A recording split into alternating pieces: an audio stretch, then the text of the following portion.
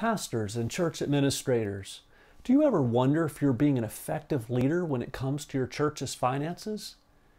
You might say, I've trained to be an effective leader of the church body, but when it comes to finances, sometimes I feel a little overwhelmed. What can I do? Well, let me ask you this. What's the difference between effective church leaders and ineffective ones? The traits and characteristics of the leaders, of course. We at SBS Accounting Advisors understand that being a truly effective leader at your church can include things that you didn't necessarily expect. And when it comes to church finance, we want to help. Join me today as we discuss 14 traits of an effective church leader.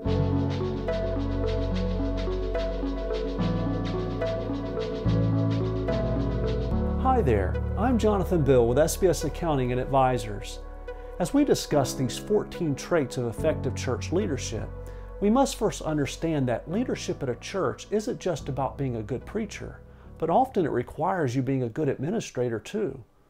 It's very easy to feel overwhelmed when having to solve the problems that may come your way, especially when you weren't planning on having to solve complex financial problems. Trait number 1, transparency. Transparency is the key to being an effective leader because it shows those around you that you desire to be honest with them. Transparency opens your life up to others. It shows your weaknesses and flaws, but it also displays your strengths and it builds confidence and trust in those around you. When it comes to finance, transparency is so important. Transparent finances are honest finances. This means allowing your church to ask questions and to be heard about their concerns.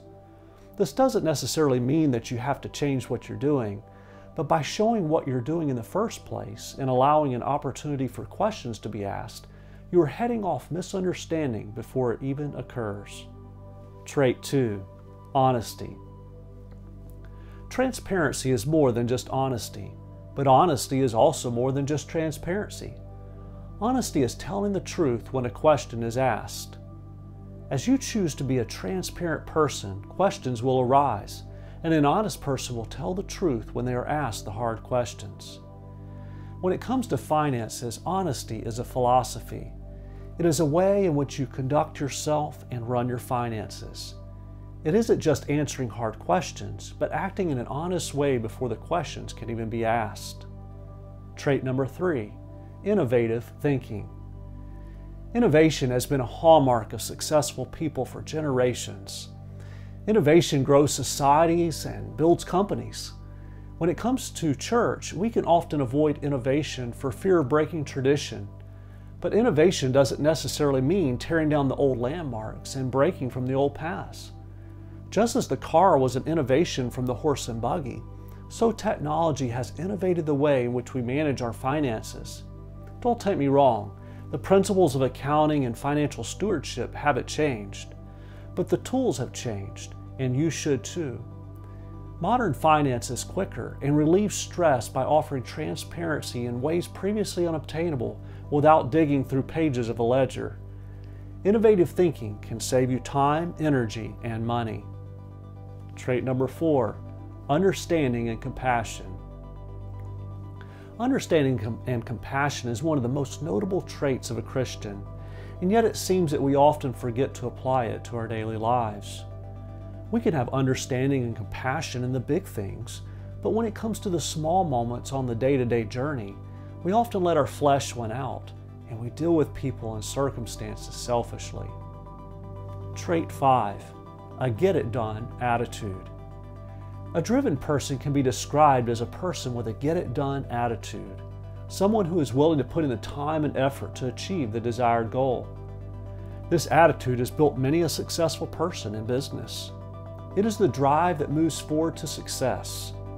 When it comes to finance, a get-it-done attitude is one that is willing to put its money where its mouth is.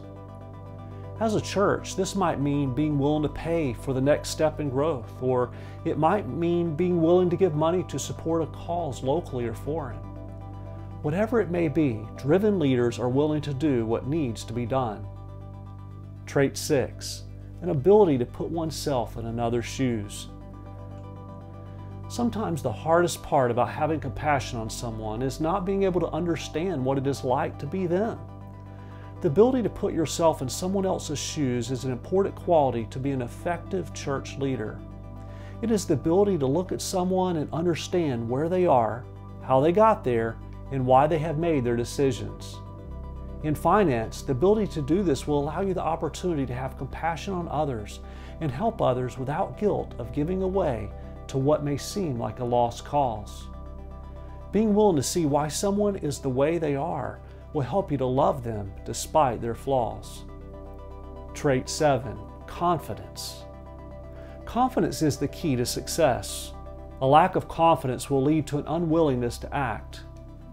Confidence gives us courage to walk into an unknown situation and handle ourselves in an appropriate manner. It is a discipline that is hard learned, but well worth the effort. In finance, confidence is what allows a person to put money in a stock or spend money on a big-ticket item. And in a church, confidence in the Lord is what allows us to step out in faith and act. It's what gives us the courage to start that next program or build the new building. It's what drives us to give money to the needy despite the fact that recent giving to the church has been subpar. Confidence comes from faith that has been proven by God. Trait number 8, clarity and direction. In business, clarity and direction comes from experience. In church finance, clarity and direction comes from God. It comes from seeking Him in prayer and in His Word. And it comes from seeking the counsel of other trusted believers who are doing the same. Then taking that clarity and presenting it to the local church body. Trait number 9, an ability to admit mistakes. Oftentimes, the only way to achieve confidence and clarity is by making mistakes in the past and learning from them. But as a leader, the only way to remain in leadership is the ability to admit when a mistake has been made. Owning up to your own mistakes is an opportunity for personal growth and to gain the confidence and trust in those around you. The IRS is waiting on you to make a mistake. Surrounding yourself with layers of checks and balances will help protect you from getting to that point, and admitting that you made a mistake will restore confidence in leadership and allow you to grow and learn from the mistake you made. Trait number 10, commitment to people. One path of success is the lone wolf, but a dark and lonely road that one is.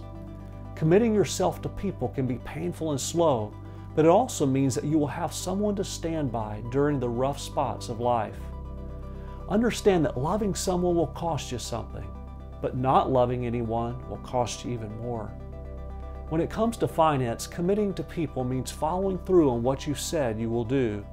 It means putting in the time and the effort and sometimes the money. It means being willing to do what has to be done in spite of yourself for the betterment of those around you. Trait 11, a large and ambitious vision. You probably heard the cliche, shoot for the moon, and even if you miss, you'll land among the stars. While many of us roll our eyes at this statement, the principle behind it has some truth to it. Having a large and ambitious vision gives us a long-term goal to aim at. This doesn't mean that you will ultimately achieve that goal, but if you start down that path and you have the discipline and drive, chances are you won't land too far away from your original vision. This same trait can be applied to finance. This starts with setting that large and ambitious vision, but then following through by setting up an attainable budget and sticking to it. Trait 12, a humble heart. A mark of a successful leader is a humble heart. This means that one is able to learn from others, to take wise counsel. Also, a humble leader continues learning and seeks to add to his knowledge each and every day. Finally, and undoubtedly most importantly, a humble heart requires that one trust the Lord in all of their personal and business dealings. This person acknowledges that they are merely stewards of the blessings and responsibilities granted to them by God. Trait number 13, problem-solving skills. Being an effective leader requires a skill of problem-solving. The ability to look at a situation and come up with an effective means of getting from point A to point B. Some people seem to have this skill naturally, but the truth is that anyone can learn it. You must work on your mind, learn more, and expand your horizons. Learn to think outside of the box. In church finance, this means having a willingness to look at a problem from every angle and a willingness to consider every option. It may mean closing some programs or even laying someone off, but an effective leader must be willing to solve the problem and to further the mission. Trait 14, a passion for what they teach. Finally, an effective leader must have a passion for what they teach.